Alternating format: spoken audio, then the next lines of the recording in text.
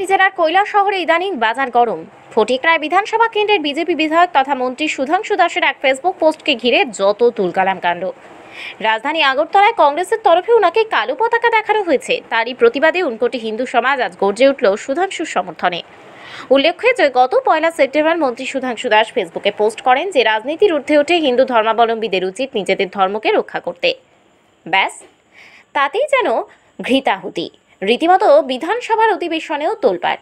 সুধাংশুর ওই ফেসবুক পোস্টের সমর্থনে কৈলাসহর হিন্দু সমাজ একত্রিত হয়ে তার সমর্থন জানিয়েছে।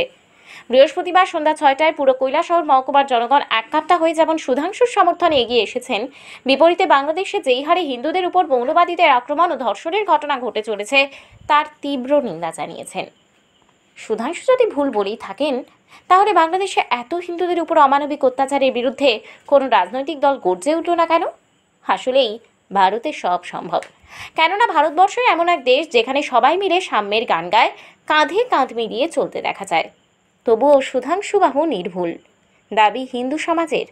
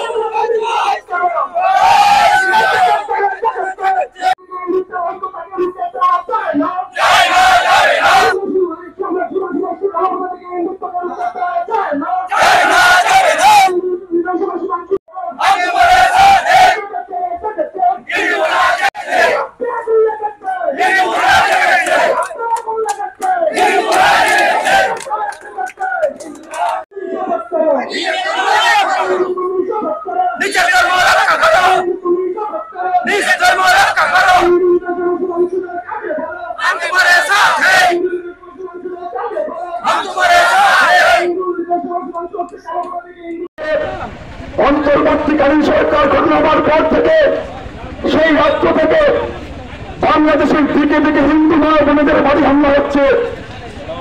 এটা নতুন কোনো কথা নয় বন্ধুরা। আপনারা দেখেছেন বিগত 2021 সালে দুর্গাপূজার সময় বাংলাদেশের হিন্দু মন্দির হামলা হয়েছে, মঠ মন্দির হামলা হয়েছে, মা দুর্গার মূর্তি ভাঙচুর করা হয়েছে। আজকে যে কংগ্রেস দল, যে জাতীয় কংগ্রেস দল, তাদের লজ্জা লাগা দরকার, লজ্জা লাগা দরকার এদেরকে। আজকে আমাদের দেশের মন্ত্রী, আমাদের রাজ্যের মন্ত্রী আমাদের গর্ব যে হিন্দু সমাজ নিয়ে কথা বলেছে, হিন্দু ভাইদের নিয়ে কথা বলেছে, হিন্দু বন্ধের ইজ্জত রক্ষাতে কথা বলেছে, কোন সম্পদের কথা বলেনি বন্ধুরা।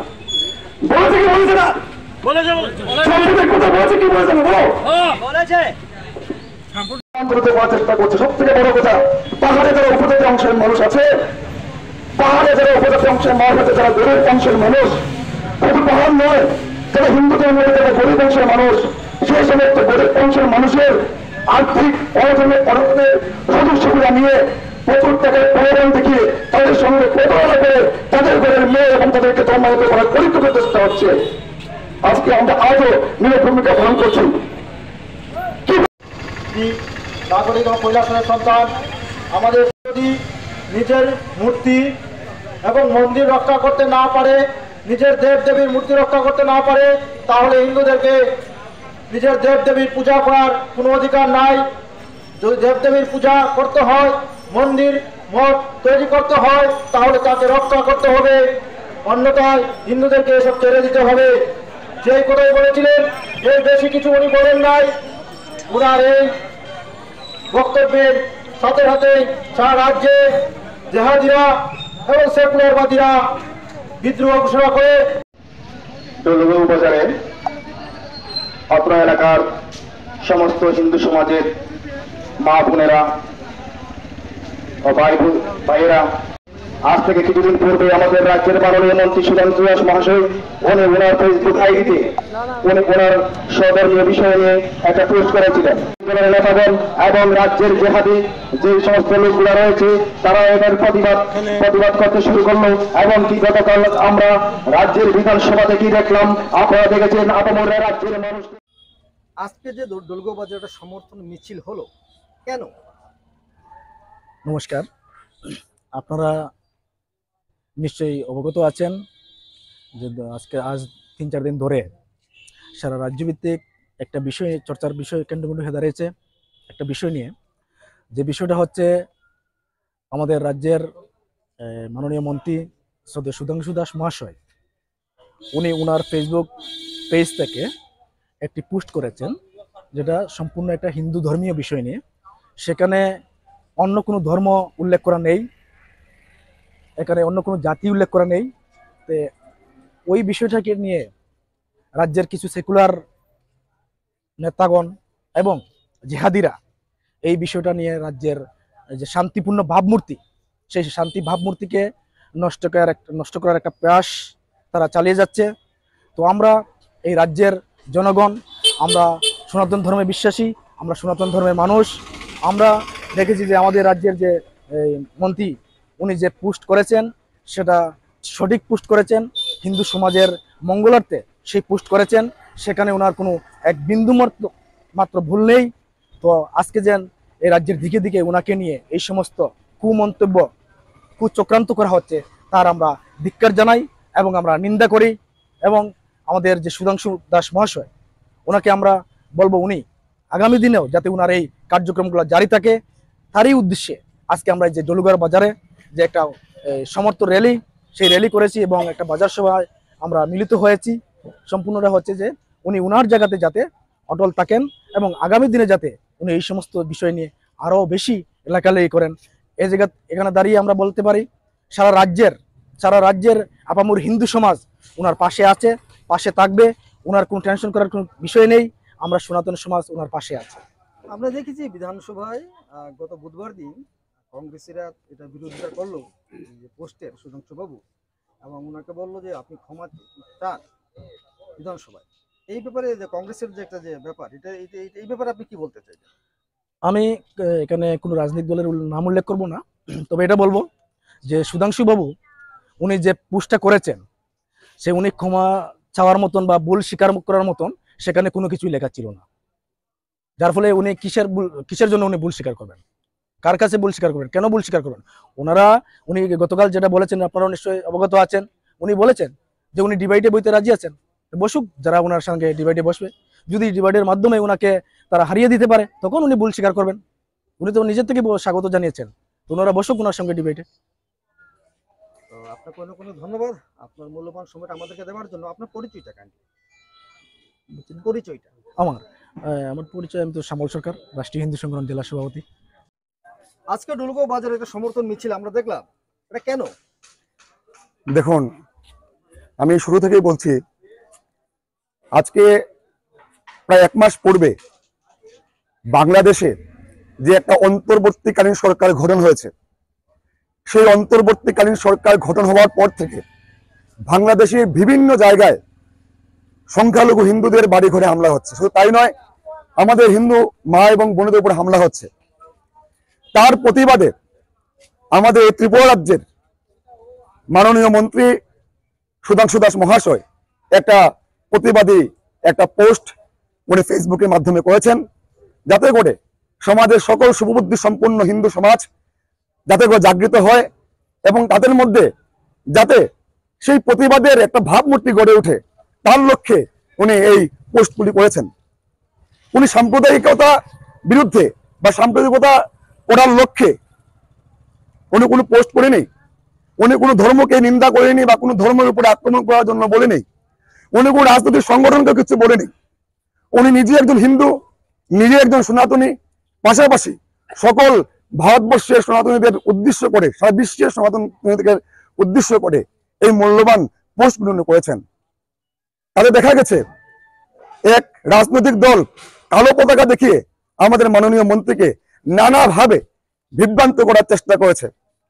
আমরা খুব আশাবাদী এবং খুবই খুশি, আজকে রক্তবীর্যের মতো যে ভাবমূর্তি দেখিয়েছেন তা প্রত্যেকটা ঘরে ঘরে হিন্দু ভাই এবং বোনেদের মধ্যে হওয়া দরকার। আমি চাই ভবিষ্যতে যদি আমাদের মাননীয় মন্ত্রীর সেই আদর্শকে সামনে রেখে সারা ভারতবর্ষ তথা সারা বিশ্বের হিন্দুরা যদি এইভাবে যদি গর্জে উঠে, একদিন এই সারা পৃথিবীতে হিন্দু রাজ্যে কায়েম হবে, হিন্দু রাজত্ব কায়েম হবে। তাই মন্ত্রী সুধাংশু দাসের সমর্থনে আমরা আজকে ডলুগা বাজারে যে মিছিল এবং পথসভা আয়োজন করেছি, আমাদের উদ্দেশ্য একটাই যে মন্ত্রী সুধাংশু দাস, তুমি একা নও, তোমার পাশে সারা হিন্দু সমাজ আছে, সারা বাংলাদেশের নির্যাতিত পীড়িত হিন্দুরা তোমার পাশে আছে। এইভাবেই আপনি ভবিষ্যতে এগিয়ে যান, আমরা হিন্দুরা আপনার পাশে আছি। আমরা দেখেছি বিশেষ করে দুটি রাজনৈতিক দল, আমরা নাম যদি না বলি, তাদের নাম নিয়ে সুধাংশুবাবু খুব বলেছেন তারা নাকি হিন্দু বিরোধী। দুটি রাজনৈতিক দলের নাম উল্লেখ করেছিলেন সুধাংশুবাবু, এই ব্যাপারে আপনি কি বলতে চাইবেন? দেখুন, আমিও বিশেষ করে নাম বলছি না, তো আপনারা বুঝতে পারছেন 1946 সালে সেই সময় সেই রাজনৈতিক দল ছিল বিনা প্রতিদ্বন্দ্বী একটা দল। সেই সময় সেই রাজনৈতিক দলের নেতৃত্বদের তত্ত্বাবধানে কিন্তু দেশটা ভাগ হয়ে গেছিল। আজকে যে সমস্ত রাজনৈতিক দল আজকে সেকুলারবাদকে সামনে রেখে সেকুলারবাদকে বিশ্বাস করে ওরা একটা মুখোশ পরে এক নাটকীয় ভাবে মিথ্যা একটা নাটক রচনা করে যে সুধাংশু বাবুকে যেভাবে আটকে দেওয়ার একটা পরিকল্পিত চেষ্টা করেছে, আমি ওদেরকে উদ্দেশ্য করে বলতে চাই, আজ থেকে সেই 70-75 বছর আগে যখন দেশটা ভাগ হয়ে গেছিল, তাদের নেতৃত্বে তাদের শাসনাধীন সময় তখন ওরা কোথায় ছিল? তখন তো নিশ্চয়ই আমাদের বর্তমান শাসক দল ছিল না, বর্তমান হিন্দু ঐক্য ছিল না, সেরকম ভাবে ছিল না। আজকে আমাদের মাননীয় মন্ত্রী হিন্দু সমাজকে নিয়ে কথা বলেছে বলে আমাদের দেশটা যে পরিস্থিতির মধ্যে তৈরি হয়েছে, বিভিন্ন জায়গায় বিভিন্ন স্থানে জেহাদিদের বাড়বাড়ন্ত আমরা লক্ষ্য করতে পারছি। বাংলাদেশে দেখছেন আজ থেকে প্রায় 20 থেকে 25 বছর আগে বাংলাদেশের যে হিন্দুদের পার্সেন্টেজ ছিল দিন দিন তা কমছে, আজকে 2% গিয়ে ঠিকেছে। আজকের জনসংখ্যা আদম অনুসারে যদি হিসাব করা হয় তা দেখা যাবে যে 1 মাস আগে যে একটা গণ অভ্যুত্থান হয়েছে, যে একটা অন্তর্বর্তী সরকার গঠন হয়েছে বাংলাদেশে, তাতে আরো কমে গেছে, এখন 1.5% গিয়ে হয়তো বা আছে, ভবিষ্যতে নাও থাকতে পারে। এইভাবে আমাদের ভারতবর্ষের বিভিন্ন দিকে দিকে সেই সময় জাহাদিদের মেজরিটি যেভাবে বাড়ছে, দেশটা যেভাবে ভাগ হবে না তার কি গ্যারান্টি আছে? আমরা দেখতে পেয়েছি যেখানেই তাদের সংখ্যা গরিষ্ঠতা পেয়ে গেছে সেখানেই ওরা একটা আলাদা সরকারের নির্বাচনের ডাক দিয়েছে। ওদের সমর্থনে ওদেরই সমাজের কাউকে দাঁড়া করিয়ে ওদের ক্ষমতা হস্তান্তর করা ওরা পরিকল্পিত চেষ্টা চালিয়েছে। এটাই ওদের ট্রিক্স, এটাই ওদের চক্রান্ত। এটা আমাদের ভারতবর্ষ হচ্ছে, ভবিষ্যতে হবে। এটা যাতে না হয় এই জন্যই আমরা সুধাংশু দাসকে ধন্যবাদ জানিয়েছি, উনি প্রতিবাদ করেছেন। আর সেই সমস্ত রাজনৈতিক দলকে আমরা লজ্জা ঘৃণা রাখছে আমার, যে ওরা যেভাবে আজকে প্রতিরোধ গড়ে তুলেছে একটা সেকুলারিজমের নাম নিয়ে মুখোশ পড়ে। ওটা একটা সেকুলারিজম না, ওটা একটা মদতদাতা লোক, জাহাদিদেরকে নানাভাবে তারা সাপোর্ট করছে। জাহাদিদের ঝান্ডা হাতে নিয়ে তাদের কাছে মোটা টাকার অঙ্ক হিসেব করে একটা মার্কেটের মধ্যে একটা নানা রকম দুষ্কৃতিকারী একটা ব্যবসা কায়েম রাখার জন্য তারা আজকে এই সমস্ত কর্মসূচি করে যাচ্ছে। ঠিক আছে শিবাজী বাবু, আপনাকে অনেক অনেক ধন্যবাদ আপনার মূল্যবান সময়টা আমাদেরকে দেওয়ার জন্য। আপনার পরিচয়টা কাইন্ডলি। পরিচয়টা আপনার? আমি শিবায় করতে বর্তমানে হিন্দু সমাজে কাজ করছি, বাস এতটুকু। নিজস্ব প্রতিনিধির রিপোর্ট, ত্রিপুরা পাইওনিয়ার।